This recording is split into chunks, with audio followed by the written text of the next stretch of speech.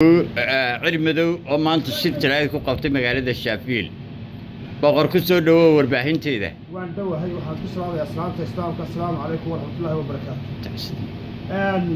anigoo ah boqor cirmadow boqorka boqorada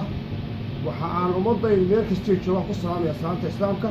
assalaamu calaykum waraxmatullaahi wabarakaatuh waxa shirkayga jaraa'id maanta ka koobaya laba waxyaabood mid waa mid inanta waxaanu qaaday dimuqraadiyad in aynu inagu oo iyo dawladda iyo waddanka dib looga celiyay dib wanaagsan xisbiyadu samaysanay waxaanu doonaa ictiraaf haddana waxaad moodaa dadkii mas-uuliyiinta ahaa ee waddanka hogaaminayay inay madaxa kaga taagan yihiin sababtoo ah inan baa jirta xidhan iminka oo la yidhahdo saado jaamac aadan waxay ku jirtay xisbiga kulmiya way ka baxday qofkuna xorriyad qowlkiisa asagaa u xora cidduu ku dansanayo cidduu gelayaba waxa ay gashay xisbiga waddani waa la xidhay iminkana wase aan ogahay warkii ugu soo gaadhay jeelkay weli ku jirtaa waxaan u sheegayaa dawladda iyo xisbiyadaba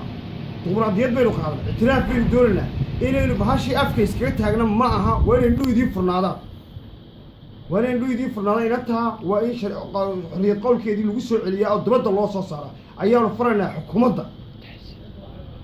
talabaadna waxay tahay tacsida baan dirayaa dadkeennii da'yarteennii soomaaliyeed ee baduhu ku gadoomay ee boqolaalka kor u dhaaftay murugo weyn bay tahay waxaan u dirayaa ummadda soomaaliyeed iyo ummadda somalilanba waxaan uga dirayaa tacsi ilaahay inuu u naxariisto waalidiintii dhashay iyo ciddii ka soo jeedeen iyo ciddii ahaayeenna ilaahay subxana wa taala samir iyo iimaan uu ka siiyo waxaa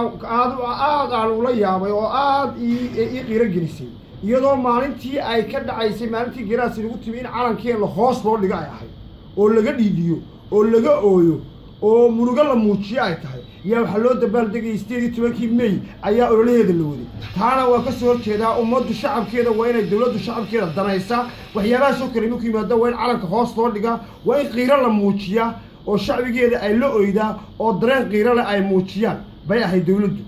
laakiin ma wax allaala wax extra laga qaaday ma jirto waan ku dhaleecaynayna yaani dib u dhicina waanu doonaynaa daayarteedana waxaan u sheegayaa war waa taasoo waa rabtaan dhammaanaya warba wax ma yaalaan dalkiina macdin taala dalkiina aamuna wassalaamu calaykum waraxmatullaahi wabarakaatuh